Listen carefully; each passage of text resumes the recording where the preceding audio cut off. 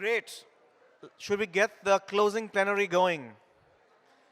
We have an entire reception after this for you guys to catch up with each other. So let's pipe down. Thank you.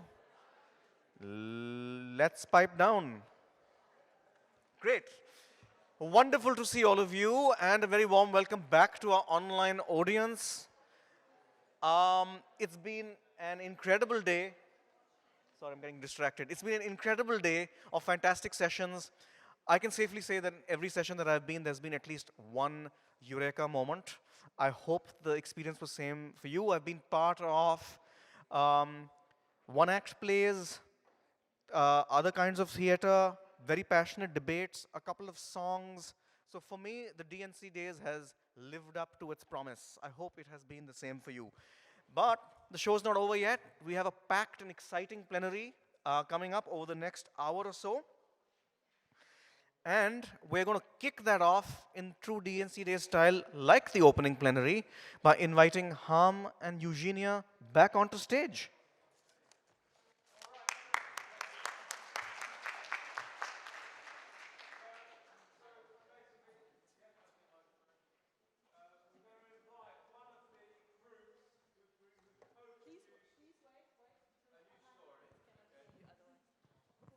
Okay, so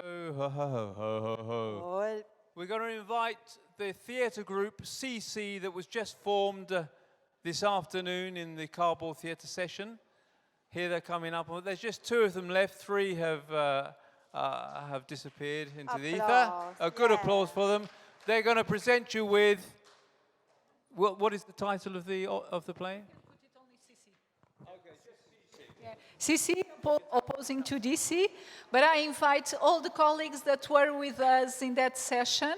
Maybe you can be with us on stage if you want. Do you want to come in, the ones that were in this session with us?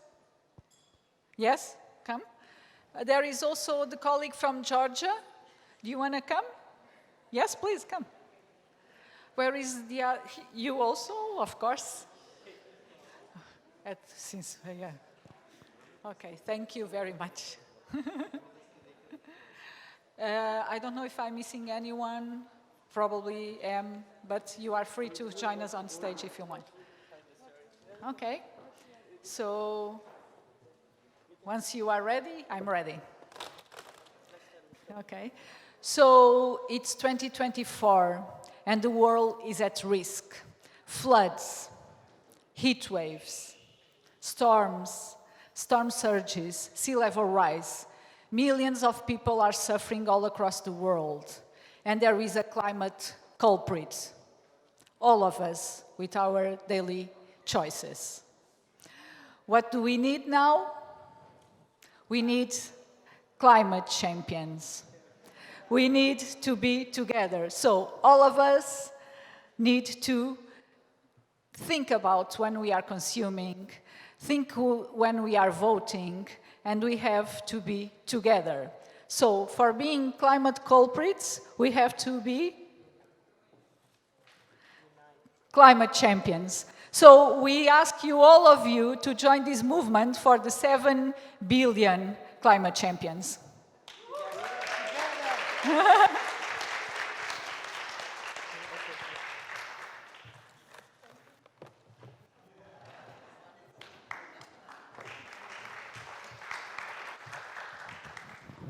Fantastic, thank you. And it was a very interesting moment after the short performances that were done in the out-of-the-box session to say there is an option in the plenary to present this to all of you.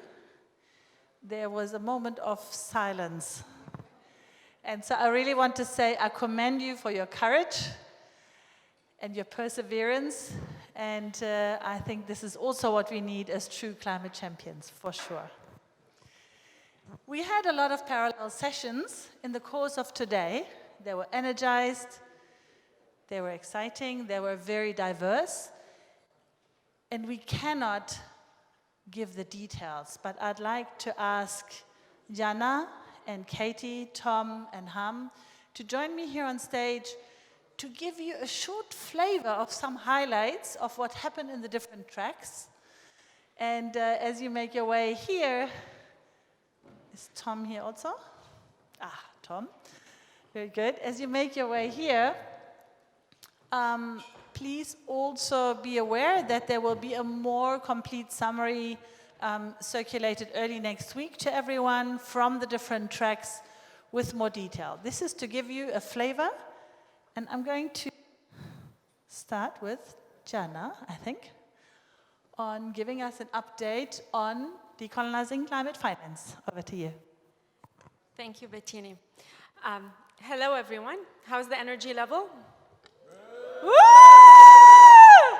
Yes, more, louder. I didn't hear enough. Okay, thank you very much. So we're not all sleeping. I don't want to give you a summary of what we discussed. You'll read that later in the week. But because for those of you who were here last year also we discussed decolonizing climate finance. So no surprise that this morning, when we started discussing the same topic, the same issues came out. So what we decided that we want to come here and ask you for a call for action. So next year, when we all come back together, we're going to report back on what we have done this year. And there are 3 things I'm going to ask you to do this year in order for us, when we come together next year, that we are able to say, this is how we moved forward on decolonizing climate finance. So the first thing that I want you to think about and work on this year is on building meaningful partnerships for decolonizing climate finance. This is not a partnership about coming together and submitting a proposal together.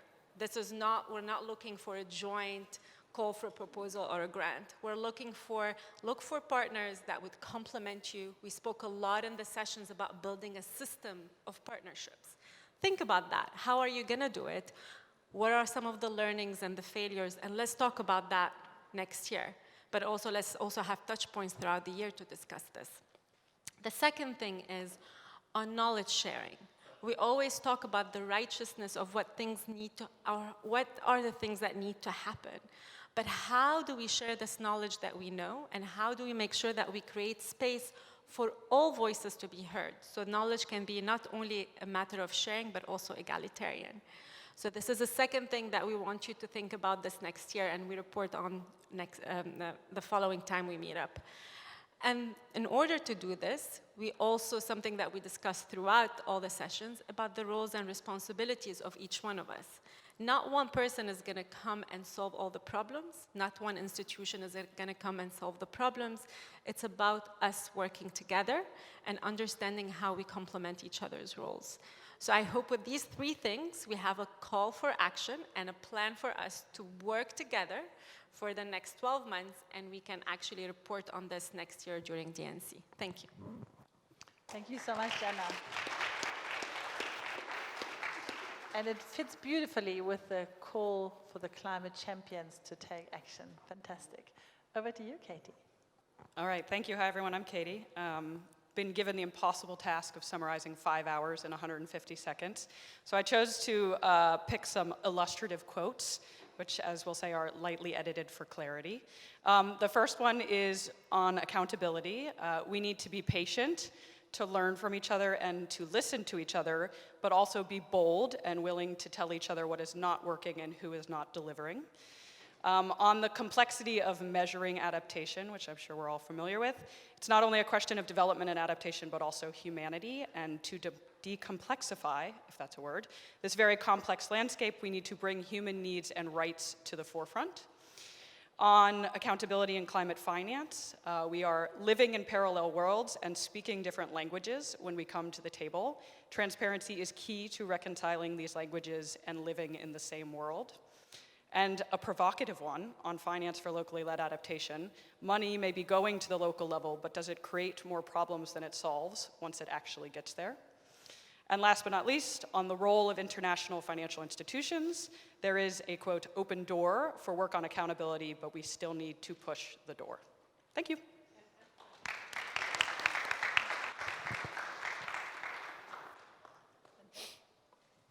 Fantastic. And Tom, I hand over to you. Would you like to be there or here? I'll be here, it's fine. So, game-changing adaptation ideas. There were 3 sessions. I've written 3 poems. The first of which is imaginatively titled, "Who Cares What You Think? Exploring the Value of Subjective Insights for Adaptation Policy and Practice." It's in the form of a haiku. Our views guide us. Impacts, adaptation, and communication. Adapt, learn, be bold.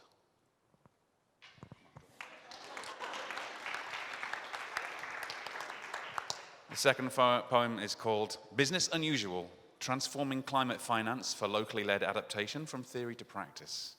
It's in the form of a limerick. To get funds localized in our nations takes some time and big coordinations. But by being holistic and a bit realistic, we can enable some great adaptations.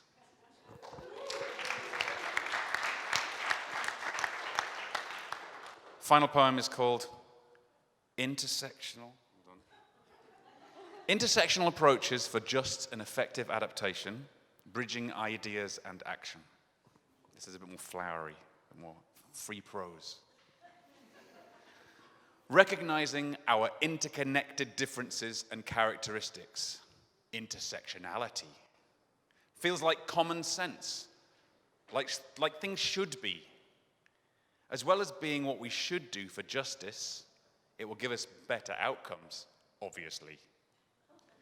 But to do so, we need to be able to work against those who are responsible for actively excluding groups. And we need to bring a coherent list of practices and frameworks, not just a list of people to bring to the table.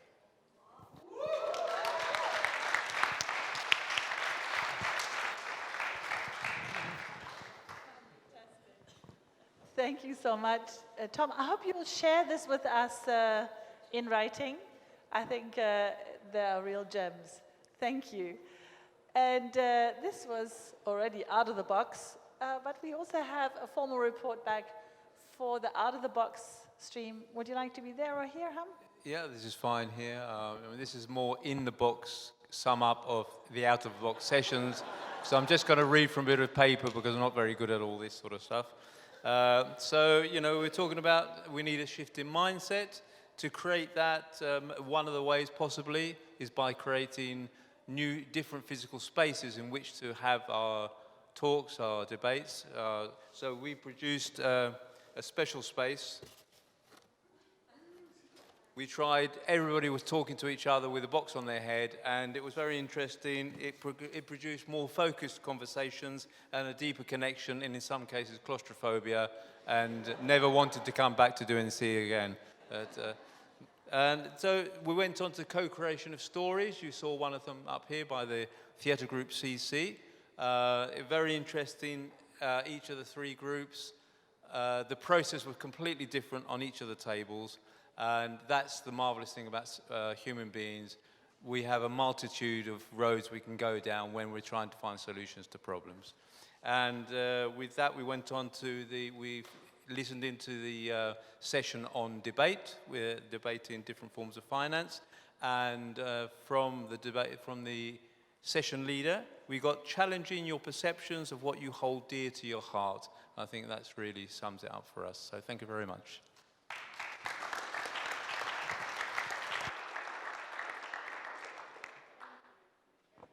Thank you. And I want to say a very big thanks to everyone who hosted a session, participated in a session, presented in a session, moved between sessions to cross-pollinate. A very big round of applause to all of you.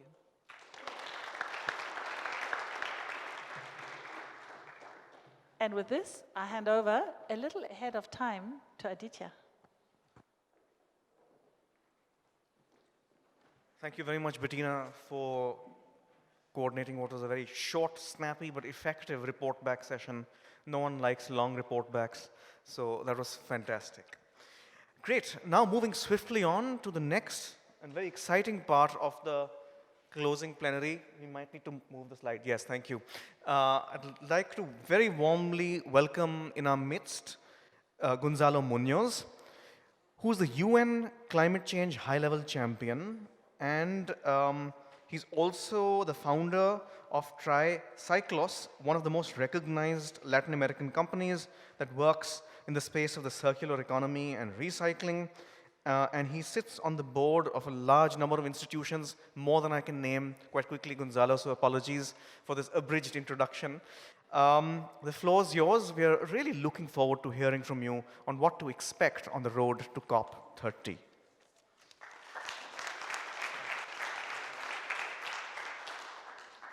Thanks so much, and thanks for inviting me, but also for gathering here in our supposed to be a rest day. And I assume that for all of us, it's a clear invitation that we don't have time to rest even, right? Of course, we have to take care of ourselves. It's part of the journey for any climate leader, activist, everyone like taking care of the environment must take care of them ourselves. But we're living in a world full of contradictions. And definitely when we think about the road to COP30, I kind of envision a steady road, easy. Unfortunately, it's going to be a bumpy road, and we're going to confront and have to be very united towards really difficult times. I mean, the geopolitics that we're confronting are going to be much part of the agenda. Let's be extremely honest with ourselves. If the elected president of the United States withdraws the United States from the Paris Agreement, if that happens, let's say, somewhere in January, well, that means that that will be effective in 1 year. So COP30 will be with the US delegation under the Trump administration being part of the treaty. That is extremely complex.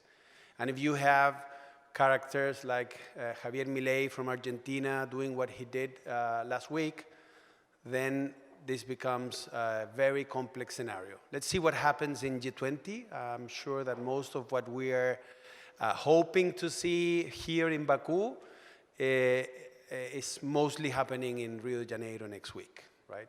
That's where most of the climate agenda is being played. With that, of course, I think that what we need to take into consideration towards Rio is that the next 12 months would be all about mutual support, what I've just heard about the logic of bringing us together, supporting each other, validating what others are doing, calling for those that are not doing the work, of course, part of it, asking for more accountability, but then, of course, I think that part of what we need to do is, on one side, build trust amongst ourselves, amongst others. Well, the world is so much in a situation where we have lost a lot of trust, and this is an invitation for all of us to strengthen those bonds and those links. And for that, I can say, at least from my perspective, a COP like this one, even though being in a situation that is so complex, even not even mattering where it is a moment when we can gather, right? For me, a climate COP is a moment for re-energizing myself and strengthening those bonds. And let's use that on one side to rebuild trust and support, but also to rethink about our narrative. I think that we have been failing a lot on the narrative that we're using. We're super serious, we're super scientifically based, we know very much what the world needs, and then all of a sudden we're living in the world the way we are, right? So that should also allow ourselves to rethink what happens with a narrative that is not as compelling as saying the things that we have heard in the last campaign in the US. Right? Why that language is compelling and allowing, let's say, success, whereas the language that we're using, that we feel that is so pure and so evident, we want to take care of ourselves, we want to take care of everyone, we want to take care of this amazing planet where we are, and that is not dragging everyone to work together. Well, there's something there that we should consider and probably use the next 12 months to learn the lessons of what had failed to reach Brazil with something new. I don't know if it's big, small, where is it? I'm training myself on other languages, other ways to approach many individuals that are feeling that this is a failure process or that whatever, denying the crisis where we are. So of course that will also be totally related when it comes to our next 12 months on what happens when it comes to the finance discussions in this COP. We all know that financial flows not only allows many of the solutions to take place, but also is so important to send message to the whole of the economy, right? It's not only whether there will be some millions or billions or trillions that are committed to the cause of climate resilience and adaptation and mitigation, but mostly the message that is sent to the real economy is also extremely important. On the other side, we're seeing a lot of exponential changes. We know that regardless of who is sitting in the White House or what happens with 1CP29, the economy is already decarbonizing in a very rapid way in many aspects. I don't know for how many of you this was the first time in Baku. This is my first time in Baku, and I've been really surprised with the number of low emissions cars. For being a country that is so proud of their oil, they are or seem to be quite embedded into the decarbonization of the transport system, at least through electric vehicles and hybrid vehicles. And that's the type of signal that we're seeing all around the world. And I'm talking about the decarbonization of power. I'm talking about, of course, electric vehicles. I'm talking about many technologies that are now the most efficient way to produce energy or to use the energy. So let's say there is something happening that neither whomever is sitting in the White House or whatever happens in the COP process, that will continue happening. So let's use also those examples of exponential change that, of course, we need to see also in the social and adaptation aspect of this agenda. Well, but let's use it, because those things happen because that's the only alternative for humans to continue living and be sustainable in this world. So let's also think exponentially. Other thing that is going to happen, we are seeing an incredible and beautiful process on searching for the synergies of the three Rio conventions. We're going back to the country that allowed us to have the Rio 92 Earth Summit.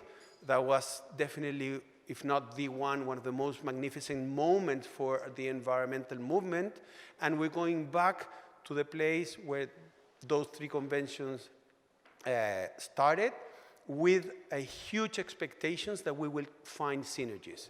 It's not reasonable that we will be sometimes talking about climate resilience aside of how many people around the world need to survive and thrive with nature and with biodiversity. And of course, when it comes to the third of the Rio Conventions, that is, I think, wrongly called desertification, it's all about drought. It was born in the center of the African context, where we need to not only increment our water resilience or drought resilience, but also stop land degradation, embed into a process of land restoration that definitely comes with better livelihoods and better opportunities, mostly for farmers. And then it's all about producing food. So it's absolutely connected in terms of the social aspects of the three of them. When it comes to food, that is one of the topics that I'm mostly connected to. Last year, we had an incredible moment. Last year, for the first time, there was a huge common understanding of the importance of mobilizing states and non-state actors towards the same common understanding of the urgencies of a food system that is absolutely broken. There are about 800 million people nowadays suffering physical hunger, and 3.2 billion people under food insecurity. At the same time that we're wasting and losing 1/3 of the global food production, that is also that system producing around 25% of the greenhouse gas emissions, uses 70% of the fresh water, is responsible of 90% of deforestation and 60% of the loss of biodiversity. It's nuts that we have a system that is not working for any of the expectations that we might have. It's not serving for humanity, but it's also destroying the planet. Well, we were hoping that we could have potentially 100 states joining a common statement around it. So we delivered the United Arab Emirates Sustainable Food and Agriculture Declaration, and we got not only 100, but 160 heads of states signing a common declaration. That is incredible. That was a landmark for the food and agriculture system. That means that we are realizing how absurd is the way we're producing and wasting our food. We are definitely helping through our food system to increment the methane emissions, and that is taking many states to now start to commit, to incorporate at least organic waste management and reducing food waste and loss into the NDCs, including countries like Brazil and Mexico that were not necessarily the ones that you could imagine that will be upfront into this agenda. That is a social agenda that is not only about the immorality of not being able to feed a growing population of the world, whereas we have the capacity, but also wasting all of those resources, mostly through producing methane. So under then the leadership of the high-level champions, in that case with Razan al-Mubarak in the head, we launched then the non-state actors food system call to action. This is a shared vision and a set of 10 priority actions about production, consumption, protecting and restoring nature that is now signed by more than 300 organizations that endorse that, and those 300 organizations across all actors, from farmers, indigenous peoples, from companies to subnational governments, NGOs, youth organizations, women-led organizations, that knows that this is a topic that we need to solve, and we need to push for the governments to be much more proactive. They need to see the solutions that we are shining a light on for them to consider that into the NDCs. In this moment, that call to action is representing 1.2 billion farmers around the world, 2.2 residents when it comes to the subnational governments, and more than $1 trillion when it comes to the businesses. And it's really well dispersed, let's say, around the world with organizations. I have to say I'm very proudly representing a lot of them, the global south or the emerging economies of the world. So I would encourage you, of course, if anyone here in the room hasn't signed that call to action, please do so. We need more endorsers, mostly because we're seeing that this is working. Right? Every time that we bring the food banks, or we bring in the methane agenda, or we bring in the importance of working with smallholder farmers or supporting indigenous communities through their capacity of protecting and restoring land while they produce food, that is already taken into consideration when it comes to their NDCs, and we're hoping that that's something that we should be taking care of when it comes to our road to COP30. And then, of course, on another aspect, CBD has offered the possibility not only to be much more connected to nature, we're seeing also when it comes to the CBD and the CCD, the United Nations Convention to Combat Desertification, that there's a possibility for certain groups that had been trying to be much more visible for the climate agenda to connect to the nature and the certification agenda. Because in a moment that the three Rio Conventions somehow are trying to converge, if you are, let's say, in 1 month or less than 1 month, we'll be in Riyadh with the Convention on Desertification. If we have there many communities of smallholder farmers, indigenous communities, women-led communities that are there to support the capacity of restoring land, and if we pack it properly, then that could be also a mechanism of integrating the three. I don't know if you understand, it's absolutely tactical, right? We can hack the system, we can infiltrate, let's say, a positive Trojan horse coming from the other conventions to the climate that is, of course, the one that is mobilizing much faster. So I invite you also to take a look on how you help on the integration while bringing more and more solutions. And at the end, we know that in Brazil, what's going to be negotiated is not that much, right? We know that the situation is complex. We know that there will be the NDCs being received. So nowadays, I'm super happy to be listening to many of the Brazilian leaders realizing that Brazil will be a lot of action. It would be the people's COP. That's what President Lula is hoping to see. And when it comes to that, it will be about solutions of implementation, and we all know most of that comes from grassroots communities that are not only fighting to support the mitigation of the climate crisis, they are the ones that need resilience and adaptation to accelerate in all the territories. So bear in mind that the action agenda is probably going to grow towards COP30 in Brazil, and therefore it's a moment for a community like this to stand up and say, yeah, we've been here for the last, even more than 20, 30 years, and we're willing to bring all of our solutions to be much more visible and to be much more integrated into the process of the 3 Rio Conventions towards finally solving this brutal environmental triple crisis in which we are. So thank you very much, and happy to continue the discussion in the panel.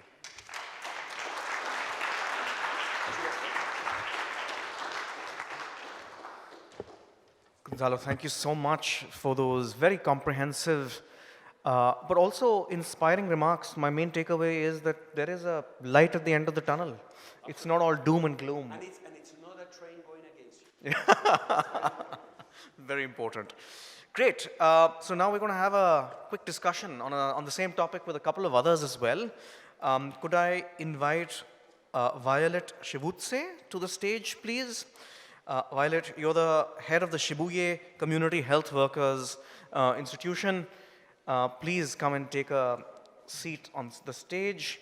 And we have with us Josh Ampersen, who's the head of the Green Africa Youth Organization, Global Youth Ambassador on Climate Change.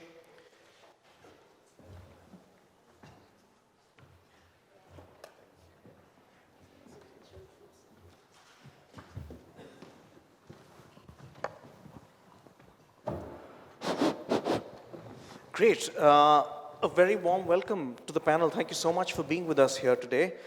Violet, I'll begin with you. One thing that has given you cause to despair over the last 1 week, and one thing that has given you hope. Okay. The first one was 1 week. Thing that you felt bad about or felt a lack of hope. Okay. Thank you so much. My name is Violet Shibutse. I'm the Global Chair for Wairu Commission, which is a big global grassroots women movement. And we work a lot on building resilient communities. I haven't been here for a whole week, but I've been here for a couple of days. And one thing that is still a worrisome for me is that I don't think we are getting information on how the negotiations are going. So we are, like someone said, we are really like in parallel meeting when we are in the same meeting because of lack of interaction and getting information for us to be able to know what is it that we are building, especially like what goals are we going to be aiming at and how we are framing the narrative together. That for me is still something that I'm still puzzled. The other thing is that I am not hearing very concrete partnerships that are bringing the key things that I keep hearing here, inclusivity. I keep hearing things like community involvement, capacity building. The concrete examples that are coming that are except the ones that are coming from like project between community and NGOs. I don't get the ones that are really framing all the partners involved and driving these key things that we are talking about. Yeah. Great, thanks, Violet. I'll come back to you, but I think you've raised a very good point, and we should not forget that Salimul Haq envisioned the D&C Days also as a platform that brought the negotiations to the civil society. And so we're lucky to have Josh with us. Josh, can we fulfill Violet's demand in part? Tell us what's going on in the negotiations, in brief. Thanks, and this is my second panel with you this COP, and really fantastic work, really big fan of the work that you do. There are two things I will share with negotiations, not necessarily despair or lack of hope. I feel to have this position of lack of hope, and that is because I think there's just way too many people working on this topic who are so committed that I just feel to not have hope. I mean, all of you are here on a Sunday, the day that people are supposed to rest, and there's still a lot of energy, a lot of commitment, a lot of enthusiasm, and I think that just is that evidence of we cannot give up and we need to keep hoping. So two things. I think one of them is the outcome that came out from the carbon markets agreement, and I know that that is something a lot more, there's a bit of conflict, mixed feelings about it. One of it is that is this the way to go, that we have a very high integrity carbon market agreement and processes that can allow for markets to actually deliver financing to developing countries, knowing very well that the history of all the market-based solutions and ideas have really not worked very well for the benefit of people, particularly those who need resources for resilience. So I think that mixed feeling is very, very real. At the same time, you better have something than nothing at all, because then we know that there are so many voluntary agreements that really even cause more problems than doing good. The second thing is the NCQGs and this goal on finance. And I think the idea of, the draft text is out, and I'll encourage everyone to have a look at it, but the fact that we are still working within the billions, knowing very well that fossil fuel subsidies currently are estimated around 1.1 trillion. That's a lot of money.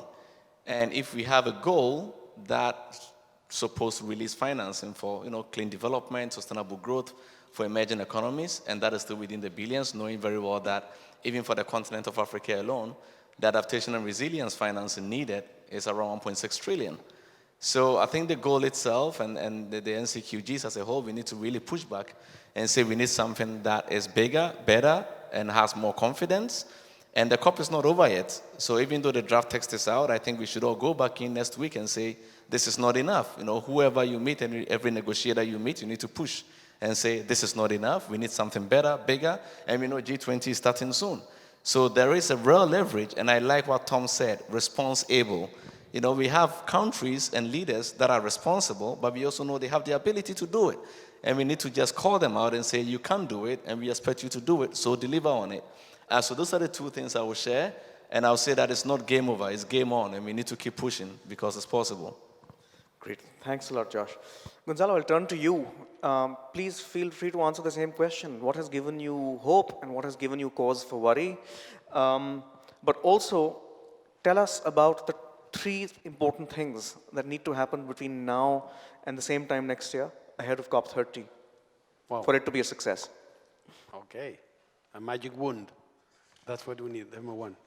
Well, for me, definitely the situation with the Argentinian delegation was really frustrating, because that opens a possibility that we don't want to see, right?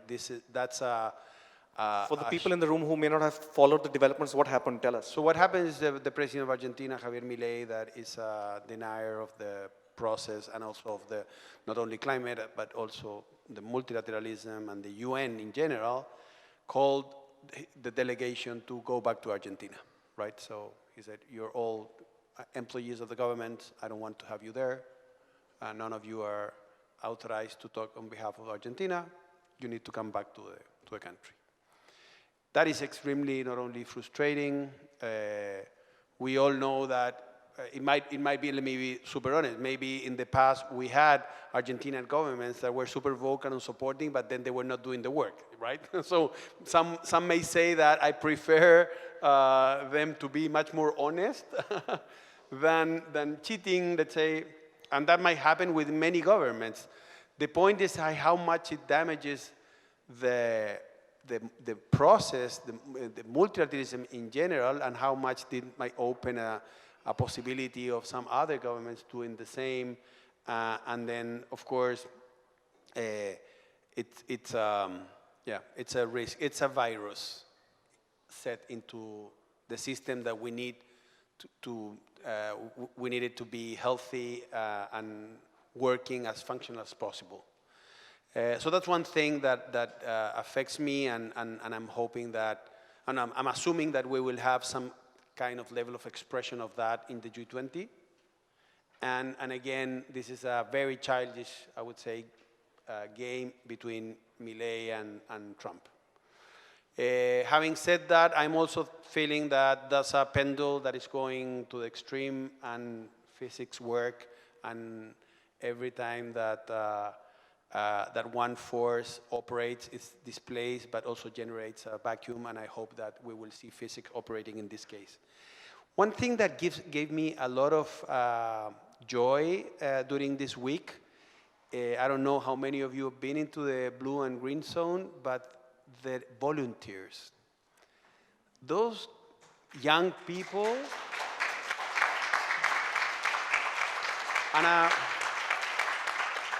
I've been to many COPs on climate or COPs on biodiversity, and now I'm going to the INC in South Korea, 5 meetings, and in all of them you see volunteers, and I have ever seen a bad behavior from volunteers, but honestly, they haven't been very visible to me.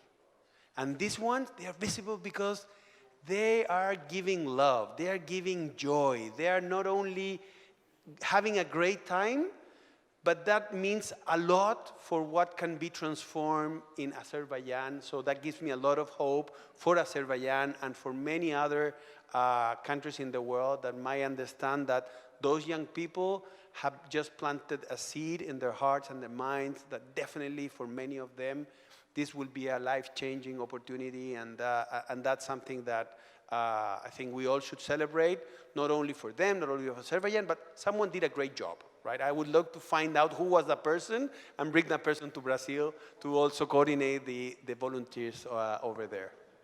Great, Gonzalo. Thank you very much. Violet, over to you. You've emphasized the importance of partnerships. Wanted to ask you, what else are you expecting from COP30? Yeah, in the COP30, my expectation is to see very transformed financial architecture that really shows the money flowing to communities and how communities are involved in monitoring of the climate action activities, especially like for women that have really been burdened with care because of climate change. I want to see the visibility of women in discussions, in best practice sharing. And I think this should not just wait until we reach the COP30. I want to see from this COP, in between the next COP, how many people are committed to supporting the mobilization and preparatory process that the women, the youth, and the communities will be doing, so that we are not just meeting at the COP. I like this event, like what happened today, but I want to see things happening at the national level, at the regional level, and then we go to the global, to COP, when we all can articulate the goal, we can all articulate our contribution, and we can really be like in a better way of negotiating, of discussion, and of following the discussions in the meetings, yeah. Great, Violet. Thank you very much. Completely agree with you. All right. So for the final question, Josh, comes to you. What can we, as a dedicated group of people who believe in ensuring a climate resilient, climate smart world, what can we practically do between now and the next COP to make sure that the next COP is a success? That's a very big question. There are a lot of things we can do. Probably highlight 2 things that I don't see as much of, which I think everyone should really be aware of. I think one of them is the conversation that I had earlier today around decolonizing climate finance, and I'll particularly talk about philanthropy. I think the idea that we keep asking, right? We say, you know, we need to put money in the hands of, you know, whether young people, indigenous communities, local communities. I think we need to change that language a little bit towards a point where we say that, you know, we know how to handle money, we know how to use money, we know how to leverage money, and this is why we need to be trusted with resources and put some data behind it.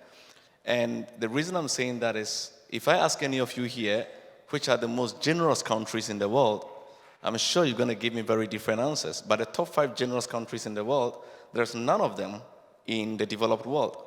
It's Kenya, it's Gambia, it's Indonesia, it's Nigeria. They are not countries that are necessarily rich, but they're the most generous countries in the world. The biggest philanthropy in the world is not any of the foundations you know. It's people from the global south living in diaspora, moving a total of $590 billion per year towards their countries. This is the money that is covering the needs of people. It's the money that is providing livelihood, providing the resilience, providing the adaptation, the loss and damage, the money that make people wake up and leave.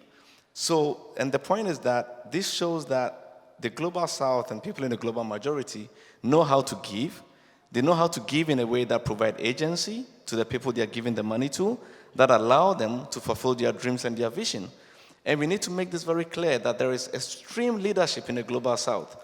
And we know how to give, we know how to manage money, and this is why we need to be trusted. So anybody who says we need to build capacity in the global south, we need to build financial structures in the global south, no.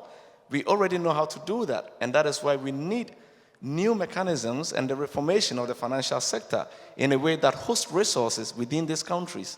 One of the things I'm very disappointed about, and it seems like it's something that is almost normalized, is the fact that even for every new financial architecture, the money is still hosted in the global north.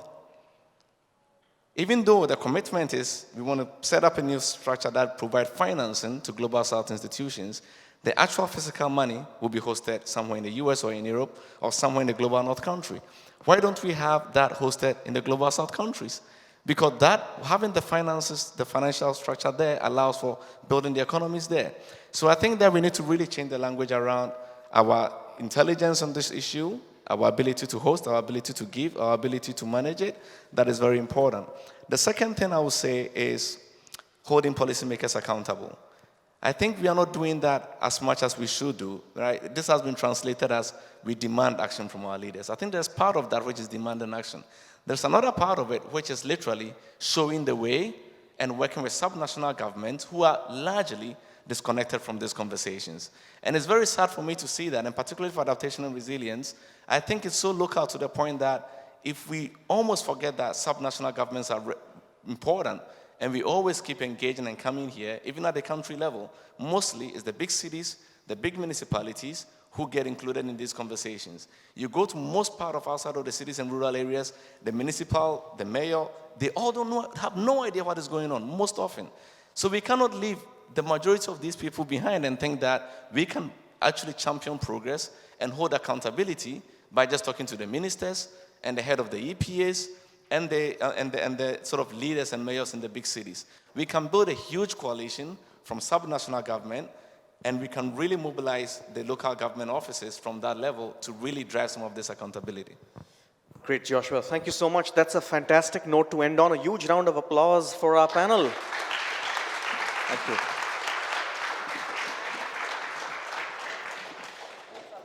Great. As most of you would know, the D&C Days is one event in a series of events where we talk about climate and development and the whole range of issues that we've touched upon today. I'm going to invite Dr. Tom Mitchell, who's the director of IIED, to come and tell us what we have to look forward to. I'll also remind him that he is what stands between us and drinks and food. I think, Aditya, you're auditioning to be the kind of Oprah Winfrey of climate adaptation. You're a great chat show host. So yes, for those of you, I'm sure many of you will be aware, but for those of you who aren't, this event forms part of a troika of events throughout the year that really focus on bringing community, local voices and diverse voices to the challenges of adaptation and resilience. And so we have Development and Climate Days at COP. we have the community-based adaptation conferences in May or June, and we also have the Gobashona online events happening in February. And before we go on to CBA, I just wanted to invite Saqib to talk a moment about Gobashona this year. Come forward, Saqib. Do you want to pass the mic? Yeah. Thanks, Aditya. Thanks, Tom and Bettina, for having us at the event and being able to plug in our conference series. So as Tom mentioned, we run an online conference called Gobeshona. We're based in Bangladesh. It's a week-long conference. It starts off in the Bangladesh time zone, but we run it for 24 hours a day for the entire week. My team are very, very helpful. I lock them up in a hotel with 5 different Zoom stations that happen simultaneously. We run with our partners that run the sessions from their own perspectives, whatever activities they want to be doing. And it goes through our time zone in South Asia, goes into the Europes, where partners from Europe and North Africa will start doing sessions on their time zones, in their activities, learning from their experiences, being able to sort of touch into a global network, but speaking from their own perspectives. Again, it moves on to the time zone into the Americas, swings around back in through the Pacifics and back into us for day 2. And we do that for a week long, all day, every day. So hopefully a number of you will be able to join us for that in the next iterations. It's all online, it's free to register, and we have all the sessions recorded. So even if you're not able to join us in person, sitting on the Zooms and being able to tackle some of the issues that we do on the breakouts, you can follow us online. We've done this for the 4 years. We have about 200 sessions that are already recorded, available on our YouTube channel, and hopefully we'll be doing it again in 2025, early in next year. So thank you again for being able to plug it. Gobeshona, G-O-B-E-S-H-A-N-A.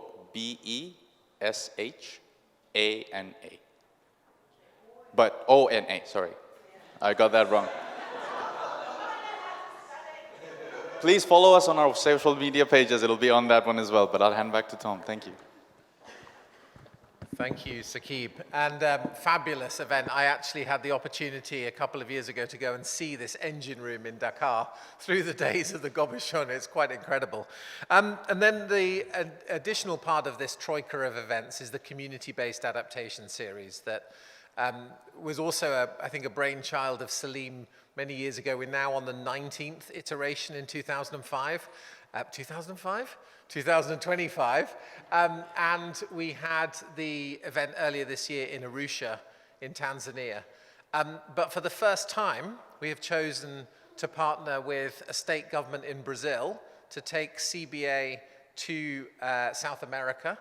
And so we are going to host the CBA meeting in May 2025 in the city of Recife, which many of you will know is also one of the cities in the planet that is really pushing forward with innovative action on climate change. And it will also give us an opportunity to do 2 things, I think, that have been quite different to CBAs previously. One is to host it in a country that is having the COP later in the year, and where we can particularly plug into the domestic political scene to raise the agenda for adaptation and resilience in Brazil, but also to have the connections directly to those in the presidency who will be taking forward adaptation and resilience agendas into COP30.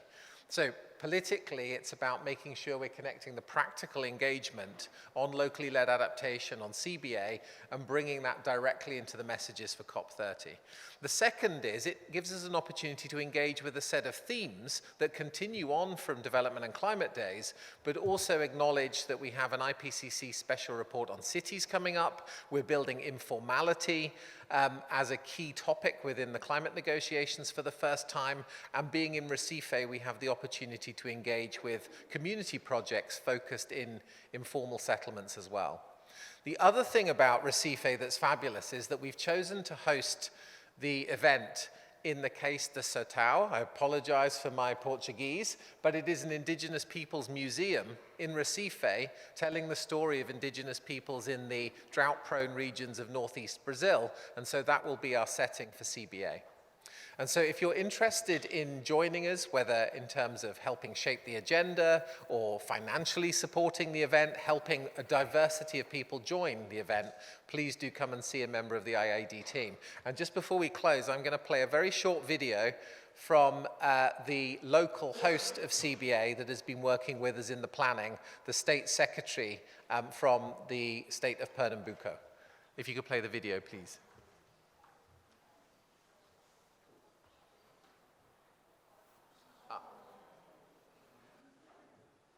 Can and anybody help us? sustainable development in Pernambuco, Brazil, Northeast Brazil.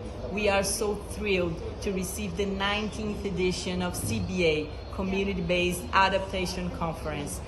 We are so excited because CBA's spirit, it really fits with what we believe in Pernambuco. We are very excited to showcase what the organizations are doing in Pernambuco, and we strongly believe that before the climate crisis being an environmental challenge, it is a social challenge, and we need to do it on the territories. So see you in May 2025. We are so very happy to have you there. Thank you, Tom. Lots of exciting events to look forward to. Thank you so much for that. All right, we're almost at the end. Just a couple of other things to do. Let's move on to the very important part of the day, which is the vote of thanks to everyone who has made this day possible. Can we have the names up, please? And can I invite you all to please, whoever's from this is here, please come and join us. There are some people who haven't been able to make it, like Catherine Shepherd. Please give everyone a loud round of applause. Come on up, guys. Come on up, come on up, come on up. Please, quickly, quickly. Don't look around. Just come on stage. Come on, Claire, Matt.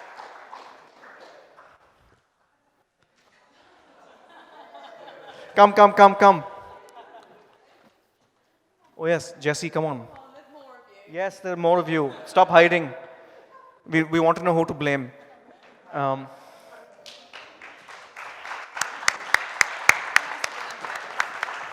And can I also ask our own wonderful volunteers to also join us on stage who made this day possible.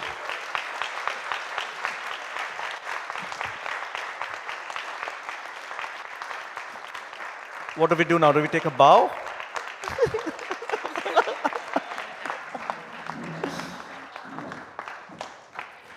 Great. These are all the people you can thank during the reception for making this day possible. Once again, a huge thanks to us. It's not only today, it's been weeks of preparation, months of preparation. And once again, a huge thanks to all the partner organizations whose logos you can see on the screen for making today possible. Thanks a lot, guys. You can go back now.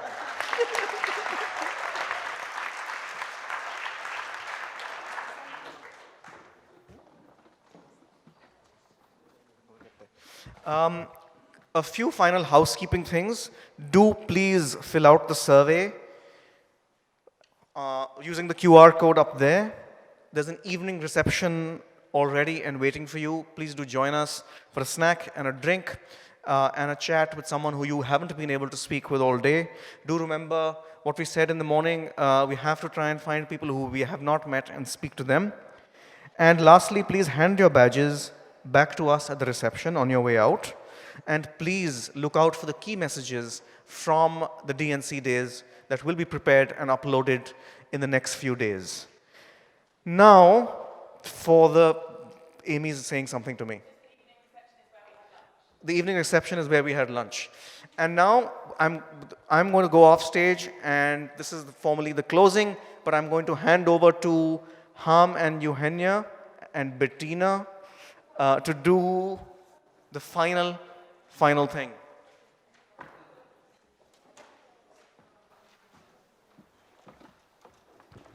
It is Eugenia and Bettina.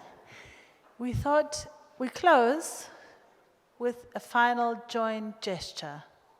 It's very short, and if you are able to move your arms and stand up without injuring any one of your neighbors, you are invited to do what Eugenia will do. I'll stand here so I can speak also, but I will do the same. But please do what Eugenia does. And if you're joining us online or on YouTube, you are welcome to stand up in front of your computer and join us. Eugenia. All of us, the world, with all our heart, bubbling up ideas, spreading it to the world. Thank you.